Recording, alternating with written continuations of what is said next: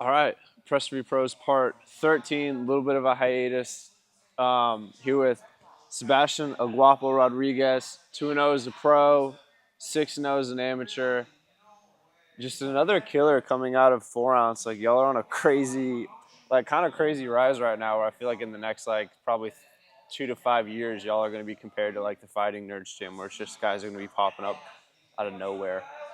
Yeah, that's what we're trying to work towards right now. It's like we got a really great crew of 125ers, so Yeah, it's it's crazy. like the room that we have and the kind of just the work ethic that this gym just brings out of you. It's like the 25ers, 45ers, all of us, we're on a mission. Like we all want to be in the UFC, so Yeah. that's what we're working towards. No, and y'all are around the right people to be doing it. And a lot of y'all have the same, y'all are so similar and where y'all at in your career. It's awesome. So I just asked you off camera, you're 24, which to me, that's the perfect age for where you're at. Because something that Michael White said, he comes up in every video I do at this point, is his dad refers to MMA as a window sport, right? Yeah. To where you kind of got to be starting your pro career at the right time. You got to be kind of getting towards that contender series UFC contract point and your record at the right time. So you're 2-0, like I just said, undefeated throughout your entire career in fighting. How do you feel? You said you had a fight coming up in a month. We'll touch on that in a little bit. But, yeah, how do you feel right now? 2-0 as a pro, undefeated. How are you feeling about your career at the moment? Well, I feel blessed for the way my career has turned out. It's like I took my time through my amateur career to really develop and everything, get the right skill sets. Because when I started, I wasn't half the fighter I am now. It just took a lot of time, a lot of hours here in the gym. I was for a good 4 years. This was my life. This was just day in and day out. Yeah. I was just doing this, and it really paid off. As far as my fights, when I go in there, it's more of a mentality. I think that's why I just have stayed undefeated because I refuse to lose. I won't accept it, and even if the judges don't say it goes my way, I still won't lose. In my heart, in my head, because I put everything out here in the training room. Yeah. So when I do that, I feel content. I feel happy. As long as I feel prepared when I step in there, I know what's meant to happen will happen, and I just leave it up to fate at the end of the day. But I know my fate is assured to be great. So that's all I'm really counting on. That's a great way to look at it. Even when I've only done 2 smokers, but even for that, I had to someone would pop up and my coach would be like, "Oh, you want to do it?" And it's 3 weeks out, and it's no, not because I don't think I could go out, not because I don't think I'm capable of going out there and winning or even competing at a high enough level for a smoker, but it's kind of what you just said. I need to put the work in behind the scenes in order to have confidence in myself going into it, right? I need to go in there knowing that if I get gas, I have the tank to keep going. Yeah. So it's You just need to have been tested already before you get in there. Understand what you can handle. Know adversity before the adversity hits you and surprises you. So I get that. It's a feeling of self-confidence and feeling prepared is everything. Because I have had one of my fights that was probably my toughest fight. I had just gone through a lot that camp. And I didn't physically feel as prepared, but I still knew in my heart, okay, I'm gonna pull it off no matter what. Yeah. And that was a challenge because it was I got dropped that fight. That was a rough one. Yeah. Another thing you said is before you go into the fight, you give it up to fate, which is the same, at least same mindset I've seen with a lot of fighters, and something that I tried to carry whenever I do compete at my lower level is that it's you prepare all you can, you think you're going to win, but when you step in that ring, it's whatever happens, it's going to happen, and I'm okay with that. Yeah, it's accepting it. Yeah. Yeah. It's a freedom, too. It feels good because then you really enjoy it. Because at the end of the day, it's the hard part is going through camp. My enjoyment, my celebration is the fight.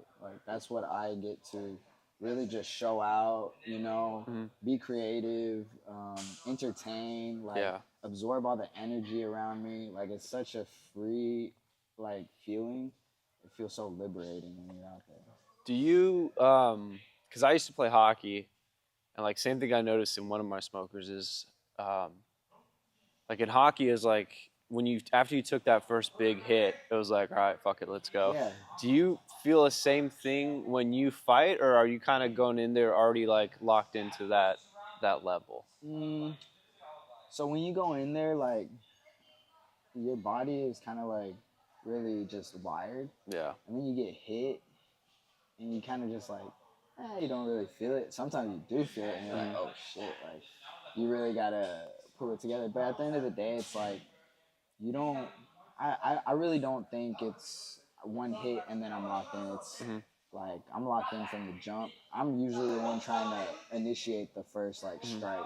Like that's really what I want to do. Establish my long weapons, Right. and get out there quick. What is your mindset going into the fight? Because I've asked a lot of people about this. Is it like, are you in that ring trying to be in a calm flow state? Is your mindset like kill, life or death? Like what, I guess from like your walk to the ring versus like when you're in the ring and then that first bell, like what is your mindset throughout those stages leading up to the fight? So, walking out, it's kind of a ritual. Like I pick the music for my walkout that matches uh, my like emotions for the camp. So based on like how my camp went, what I'm feeling, that's what I'll try to emulate through my music. Try to give out that vibe, Right. and that's my time to really soak in and meditate. And when I get in there, it's like silence in my head, very calm, very quiet, but my mindset is always kill. Yeah. Like, it's life or death. Right. Like for me, the ref is the one that's cooling me off so that I don't end his life. And same for me. Like if that's the case, like that's what he's in there for. So the way I approach every fight is, you gonna have to kill me if you want to get me out of here, and I'm not gonna let you kill me because I'm not gonna let another man do that to me. That's such a raw outlook on it, but it's the truest thing in the world. And I feel like a lot of people, like a lot of casual fans, as it's normally referred to, is like don't understand that. It's like, no, this, like the only reason you're alive right now is because this ref just pulled me off you. Exactly. And I'm like, I'm not gonna let that happen. And I think that's a big mentality in this gym too. It's like, no, we're here to fight till we die, like till we give it everything. Like you're gonna empty the tank, and if you're not finishing on E, then you really didn't pour your heart out there. Like, Yeah, no, and people go hard, especially the like going to E is something that I've tried to, like a mindset I've tried to have when I'm sparring recently, is that whenever I'm tired, I try and tell myself that like even though I feel super gassed, it's like, oh no, this is my like baseline of tired, right? Like that's something I've tried to trick myself. Hurdle. It's like I ran in high school. I did cross country and track. So I did cross country as well. I did that long distance sport, and I feel at the end of the day like that prepared me for fighting because the mindset of running is so painful. Because you're not fighting anybody else. You're just fighting your own inner monologue. So you're in there. You're going miles. You're going at a fast pace. You're going like 6:30, 6-minute pace. Yeah. You're trying to beat like a whole like group of guys, and you're only competing against yourself when you're doing those races. And that was like probably the hardest thing, was battling my own mind. Once I could conquer that, I was like, if I can like survive my own mental turmoil, I can break somebody else's mind easy. True. And there's no distractions in cross country or track or anything like that, because I ran it and it's like there's no endless loop. It's just you're just stuck with yourself and pain. Like, and that's all it is. And you can say, I'm gonna stop, I'm gonna slow down, and nobody will care. Nobody will know. No. It will be you feeling that later. Like, knowing that you could have given more, but you just kind of held off because you were hurting. It's that internal pride. Yeah. Some people have it and some people don't. Like when I ran, it's like you'd see people walking. I'm like, dude, if I was ever walking in a race, hell no, dude. Like, just take me out. Yeah, take me out, coach. I can't do that. Yeah. Speaking of cardio, is that like, I always talk to people about that. At least like when I spar with like the Muay Thai group that I do with it, Main Street, is like, don't ever show me you're tired. Yeah. Like don't ever, like anytime I'm sparring, especially like newer people, like we're not going hard or anything, but if like they go, it's like, dude, now you're fucked. Poker face. Poker, you gotta keep it together. You get hurt, you can't let nobody know. Like, I had my pro debut in the second round. Dude I was fighting, he was like a heavy puncher. Mm-hmm. He got me with the stiff ass jab in the eye. I couldn't see for half that round, like after that jab, but he didn't know, and I didn't want him to know either. So it was just a matter of like, okay, you just have to be calm in those moments, adjust. If you're tired, you have certain like that's what your footwork's for. So you're tired, okay, use your footwork, recover a little bit, get your breath back, and go back in there. Yeah, those little tells are huge mentally. One of my friends, Rosenbelt, shout out Rosenbelt. Um, as far as the Main Street, probably has like 5 or 6 smokers of Muay Thai, but like super good kicker. And we sparred on Wednesday, and he's been working on his hands. His hands have gotten a lot better. And then like halfway through the round, he just started blasting kicks. Yeah. And I told him after, I was like, the second you started doing that, I knew you'd already given up on your hands, and that was like a mental win for me. I was like, okay, now I'm just gonna walk through these and. Yeah, because the shoulder is burnt out, so it's like Yeah. you're picking up on the cues. Yeah. How long have you been training? What's your background? Like, what'd you start with? So I've been training like around 5 years now. Mm-hmm. Yeah. Started here. This was my like home base gym. Mm-hmm. This is where I just one day like I was googling like gyms, and I saw 4 ounce. I went to a couple other gyms, but they were closed, and I was like, okay, I came here. I actually went next door because they were closed, and I went to the fight shop, talked to Chico. Chico said, come through. He didn't think I was going to come through. I came through. I've been here since, but I started off grappling mostly. Like, that was my base. That was what came naturally. I had done jiu-jitsu, like, for a year in middle school before high school, and I was good at it. Like, I enjoyed it. Then I started high school sports and kind of just, like, fell off. I wasn't really all too dedicated towards that. Yeah. You know, but that was my base, and still is one of my strongest things. I have a lot of submissions. Yeah, I saw that. Yeah. Would you say, what got you into MMA? Like, what made you want to get into it? Man, I always liked physical sports. Like, even in cross country, I was physical. You Like, throwing bows and shit? You know how it is. Like, I was always physical. I like that. Anytime I played, like, soccer or anything, I was always the one fouling people. Not because I was like trying to, but it was just how I was. I was just an aggressive competitor, and I played water polo my last year. Oh Jesus! High school, because I was just tired of track. I was like, I'm not gonna go to college for this. Like, I want to do something I'm gonna enjoy. So I did water polo. I loved it. It was so like crazy because we could swim on people's backs with elbows. So it was my favorite like thing to do. Like, it was just a lot of fun, and I enjoyed that. And after that, I knew about like boxing. I had a bag, and I would just train myself at home. Then COVID hit, but this gym was still open, so I came and started training. And yeah, since then I've just been obsessed. Dude, the water polo thing is crazy. I remember in high school, the kids that did water polo were the most jacked. Bro, I got big. Dude. Like, I haven't gotten big like that since then. In the mental aspect of cardio in the water, like if you, like I've gone down so many like special forces rabbit holes and watched so many interviews with like Navy SEALs and stuff like that, and the biggest separator is the water. Like, who can keep their shit together in the water. The treading. And then the way you swim in water polo isn't like with your head underwater. You keep your head above the water line, so it's all shoulders. Yeah. And when you're swimming like that, we would have days where we do like, so it's like 100 or 50, you know. So we would do like a 400 of just above the water, and your legs just trailing, like no kick. So you're just using pure shoulder. That would kill you. That's an incredible base for MMA. I've never thought about that. That's such a good base for like MMA. And what they don't like realize is in water polo, if the ref doesn't see you like pulling somebody down, it's legal. So what you can do is like you can grab somebody with your legs and like kind of drag them down a little bit. So I would like grab. You're like putting hooks in and just sinking them. Yeah. So it kind of got me like thinking. I was like, oh. Then I saw a fight, like UFC fights. I wasn't like too big of a fan of like watching too much fights, but then I saw the Cody Garbrandt, and Dominic Cruz fight. Yeah. And I was like, I think I can do that. Just that cockiness inside. I was like, I think I can do that. And then, sure enough, like here I am. I was like, I can do it. Yeah, you did it.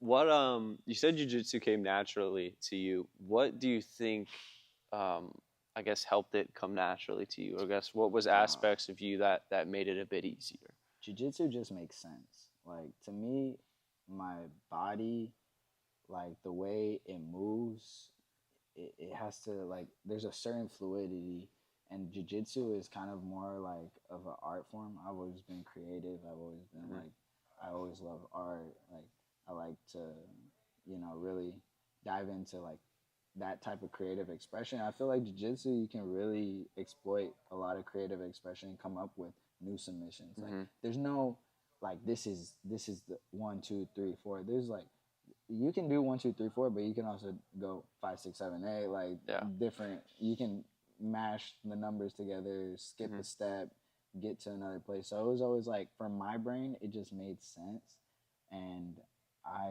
just enjoyed it. It was like my body just knew what to do in a way that striking was a little bit more, okay, I have to focus on building certain aspects. But jiu-jitsu was, my grip strength was good, like endurance was good, my physical like limbs, like good for jiu-jitsu because I'm lanky. So it just matched with me.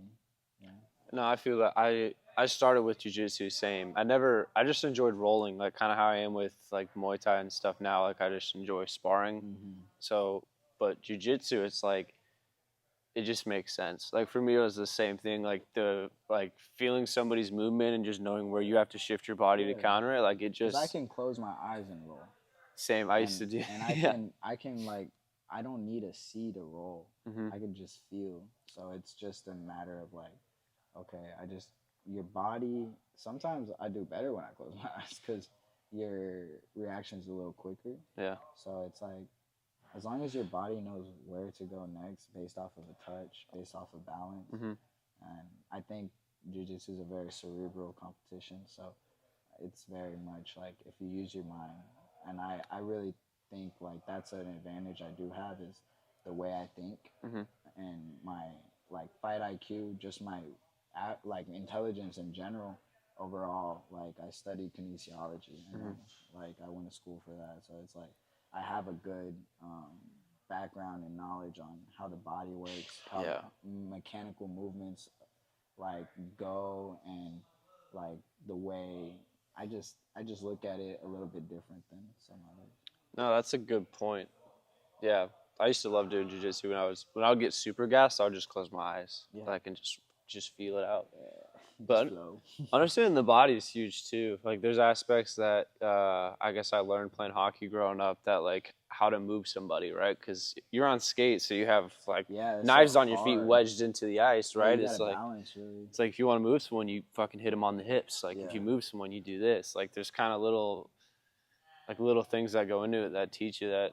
The fact that they be fighting on ice skates is crazy, because it's like you have to dig in the ice a certain way to keep your balance, and then like let's say they throw you, how are you gonna stay on your feet? It's crazy. It's wild. You know what's funny is I've never been in a street fight. The only like bare knuckle fights or fist fights I've been in outside of like gyms. Yeah. Well, I've never been in a bare knuckle fight inside of a gym, but the only fights I've been in are hockey fights. Yeah.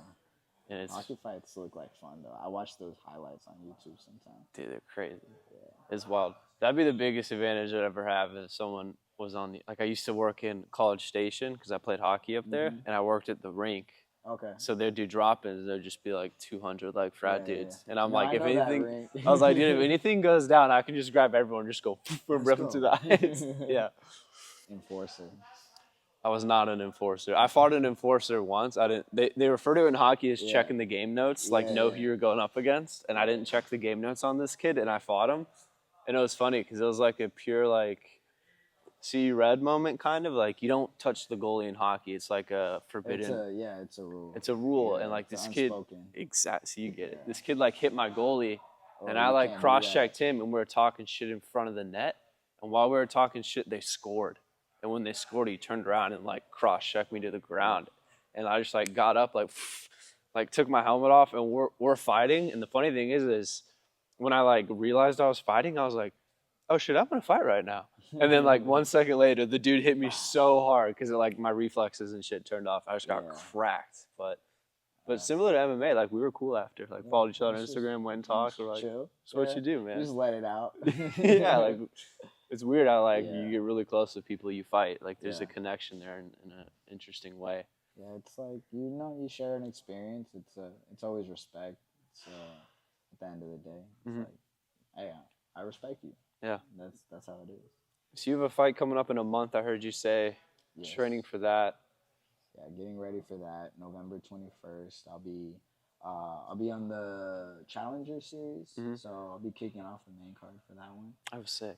So I'm excited for that because it's gonna be on Fight Pass. So I'm gonna make sure, like always, I always put on a show, but I want to really just, make a statement.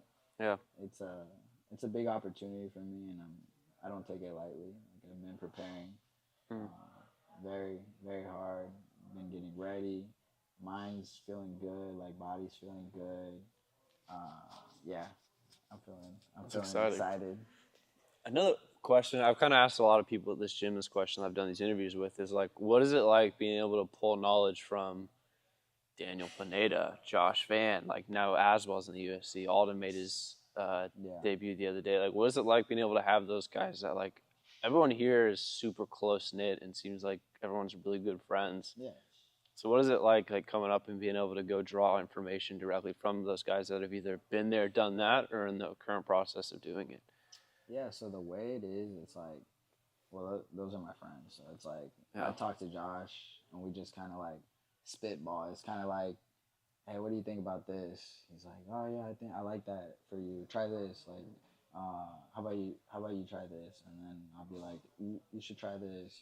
We just go back and forth, kind of like, workshop. Like, that's how it is. If Daniel sees something, he's like, do it more like this. Like, just throw your shoulder into it a little bit more, run the pipe, just little details on everything. So it's really nice having that type of like environment where we can just like workshop. Nobody has an ego of like, listen to me, I know the best. Like, everybody's open-minded. Like, Josh listens to advice from his teammates. Like, he'll be like, okay, yeah, let me try that. Okay, that works. Same thing, like, Daniel's learning from Josh. Like, it's like everybody's just learning from each other. And I think that's one thing that helps us just keep growing is we're not like thinking that we already reached the top. It's kind of like, oh, there's always something more to learn from anybody. It's like I'll learn stuff from guys that are getting started. Just maybe they do something really well, and it's like, okay, how did you think of that? Because sometimes fresh minds, they just create random stuff and it works. So it's like, okay, let me try that out. Yeah. Now, MMA really, like, it's an individual sport, but it's a team sport. Yeah. And like some of that, like what you just said, made me think about is the teams that go the farthest in professional sports, whether it be hockey, football, baseball, is one common denominator is the group is super tight. Yeah. Right? Like hockey teams that win the Stanley Cup, like everybody's super close. There's no egos. Like there's this, it gels together very well, which is something that I've been able to see here, like watching everybody work together. It's like it's super close. Everyone just wants to help each other, and it's really cool to see. Yeah, because we're, at the end of the day, we're all trying to get to the same place. We're all trying to get to live our dream, financial freedom, doing what we love, and we all want to see each other succeed. So it's like, I want to help my brother out. He wants to help me out. Like, we're a team. We compete alone, but I can't get in the cage without my team, without my brothers here. Like, I can't physically go in there if I'm not prepared, because I have the group around me that really prepares me. And it's not only just like the physical training, but it's the mental training. It's like the mindset. It's like some days you'll have a bad day and you'll have like them here to reassure you, like, no, you're killing it. Like, keep going. Like, because it's like, it's not easy sometimes. No. Yeah, but it's nice to have a team that really supports you, and they're always there. Like, you gotta fight, Like they're gonna be there. Like I know Josh is gonna be there. You know. Yeah. I know I'm gonna see him right there. So it's nice. It's like I know my Hector's gonna be there. I know my boy Lloyd's gonna be there. Everybody's gonna be like making noise because they all want to see you succeed. Yeah. Yeah. It's a good feeling. All right. It's a family here, bro. It's a family. It is. Like this is my family as well. Like this is another home for me. This is a place that I cherish. Yes, sir.